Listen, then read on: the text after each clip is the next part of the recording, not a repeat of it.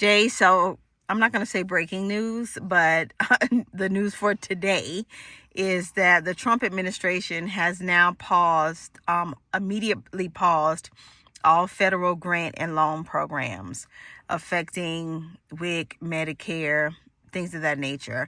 Now I feel like he's getting into the nitty gritty of how people live, support their families, etc. New moms, older, vulnerable Americans. How do you feel about this? And then if that's the immediate pause, what's the immediate alternative? We don't know, honestly, because for me, I just believe that the Trump administration is just trying to make the biggest splash that they can possible. I think that Donald Trump really it's important to him to establish control. They always talk about the first 100 days in your presidency. What do you do? I think he wants to try to have a shit ton of things that he's done. I don't think a lot of it matters who he do it to and how he do it. I don't think he's getting too deep in the weeds with that. I think he's just literally doing stuff. And he's the person that doesn't have a problem with doing something and trying to fix it later. Everything is about shock and awe.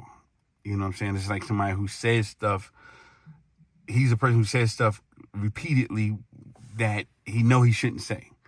Then later on try to clean it up. You know what I'm saying? So, it's very cavalier with people's lives.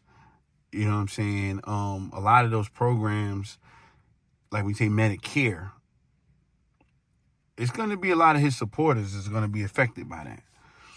Not Medicaid, which I think a lot of his supporters are on Medicaid too, but definitely Medicare.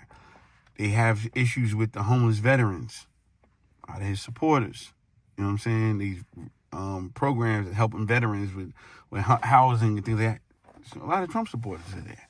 You know what I mean? And it'll be some backlash, a lot of backlash from a lot of people who actually voted for Trump.